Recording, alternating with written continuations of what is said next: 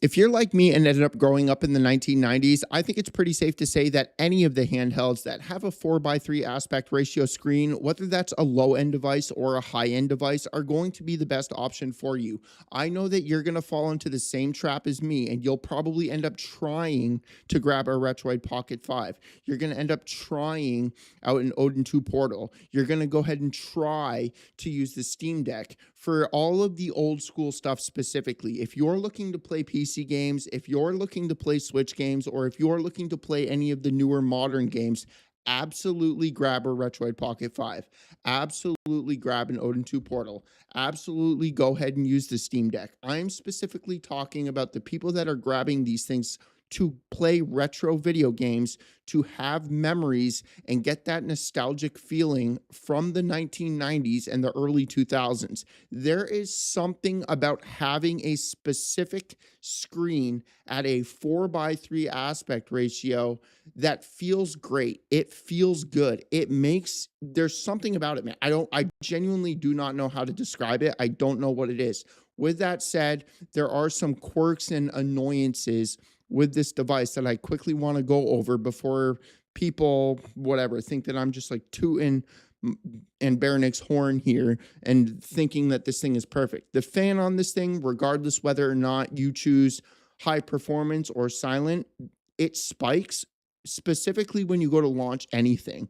Let's say you go to play the PS2 emulator, it's not loud while you're running the emulator. If you go to launch Emulation Station, it's not loud while you're browsing the interface. If you go to launch Geometry Dash, if you install an Android game, it's not going to be loud as you're playing the video game. It is specifically as soon as you go to launch anything, and it does not matter what setting you choose. And it's, at least to me, man, it's kind of annoying because it spikes and then it goes down, and the inconsistency of it is just super irritating. And you can even set a consistent setting. Like if you have it at a set setting where it's like the same speed, it still does it.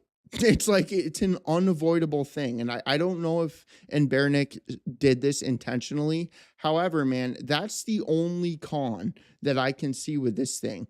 The smudges on the screen, I'm not going to complain about because it has a glass like screen. And this is at any point in time, you get any console in the history of all consoles that has a glass screen and your fingers touch it, it's going to smudge, period. End of story. It doesn't matter which one you get.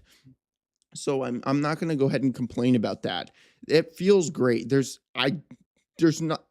run everything above and beyond what I was expecting it to. It was like PS2, you can upscale it to 3x with no issues. It's kind of pointless to do that because the screen is only like 960p, I think is what it is. However, if you're like looking to like record stuff, it does look a little bit better in your recordings because the chip in this thing is also capable of that.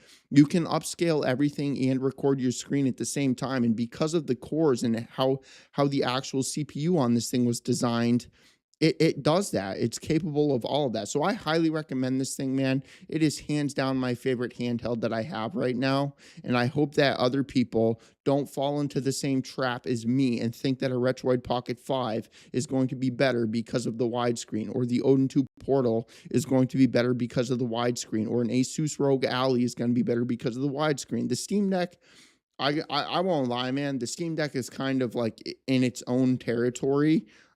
It's specifically designed for Steam games, so I mean, that's a little bit different. However, highly recommend this thing.